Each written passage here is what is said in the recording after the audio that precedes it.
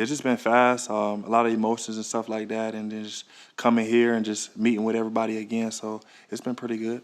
Quinyon, how much did you know about the Eagles organization, if anything, and what did you learn so far in your short time here about them, maybe that you didn't know? Yeah, so what I knew is just a great organization, great people, great fans, a great city, and then when I just came here, just confirmed that with my own 2 eyes. So just great people. You mentioned yesterday, Darius and James. It sounded like you had followed them a little bit. Was that a quick crash course, or did you know them very well? Oh yeah, I don't know them personally, but I mean I watch their games a lot and stuff like that, and then just won them out of my game after Slay, and then really just when I come in, just soak everything up from them. Have you heard from either of them or any other members of the team so far? Jalen Hurts, he texted me last night and wished me good luck and congratulated me, so I thank him for that. What about Slay? What about his game that sort of drew you to him? I'll say the biggest thing is longevity. He's been doing it for a long time, been playing good football, great person, technician, so I'll say all those things. What made you stay at Toledo for that last year? I'll say the relationships, kind of like the same thing in this building. Coach just said, building everything off relationships and connections, so that's why I say that Toledo. What was that last summer for you like, though, with all the teams, Nick Saban said that you were #1 on their transfer portal big board. I guess, was it a whirlwind with coaches reaching out to you? Like, how did that go for you? No, nobody really reached out to me. I got some followers on Twitter, but I didn't really indulge in it, so I couldn't tell you. What was it like you were in the green room, I guess. What was that like being in there with the other prospects and family, and what was your immediate reaction when you got the word you were being drafted by the Eagles? I mean, it was great. A lot of emotions in that room last night and stuff like that. When I got the call, just really excited. I mean, glad to be here. I feel like it's a great fit, so I'm really just excited and ready to get to work. Are you someone that, like, I need to play now, or you okay with, if I have to sit for a while and learn? Like, what's your approach to your rookie year? Yeah, my approach to my rookie year is just come in and do everything they ask me to do. Play hard, play physical, be a great teammate, and just work hard. And whatever they ask me to do, I just do it. How would you describe your hometown? It's small, right? Yeah, 2,500 people. Everybody know everybody. A lot of family, a lot of connections in that hometown. So, yeah, it's a great town. What did you like about growing up there? Just the people. I mean, just you know everybody. Everybody knows you. You at some person's house and they at your house. So it's just a lot of connection, a lot of relationships. Having said that, presumably the town's probably going a little bonkers with you getting picked. What's it been like?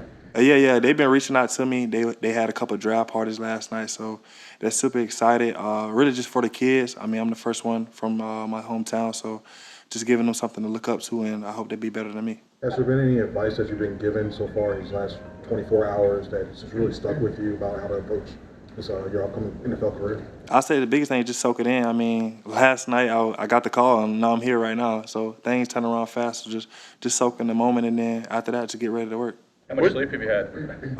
Not too much. What was your first trip to Toledo like? What do you remember about the first time you went there? Obviously, it's far away from where you grew up and different kind of place. Yeah, so the first time I went in July. It was real hot, and then I went back in December, and it was like real cold. So that's what I remember. Pre-draft process is kind of a whirlwind for you guys.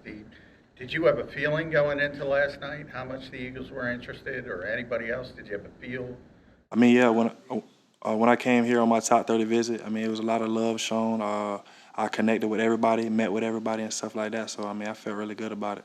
Your belief of relationships trumping money, where does that come from, and that sense of loyalty come from? Yeah, just going out of high school, I graduated and didn't get to go to college right away. And Toledo just kind of stuck with me, so that just showed me, like, just be there for those who are there for you. You went 2 years without playing, right, in 19 and then 20. Did you not play either one of those years?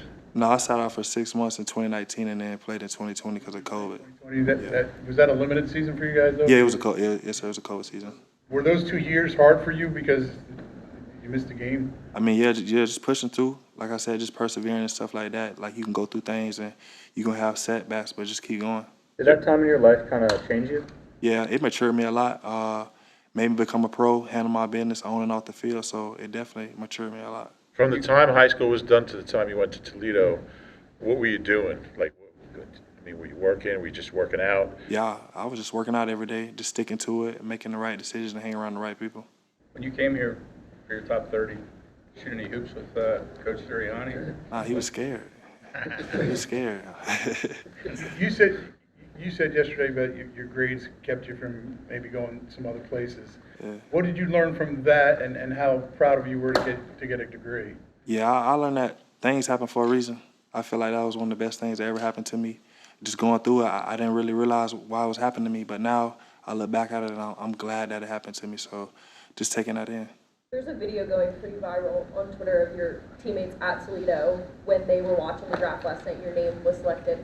What does that group of people mean to you, and how does perhaps that kind of family atmosphere at Toledo hope to kind of carry you through to develop within the culture here in Philly?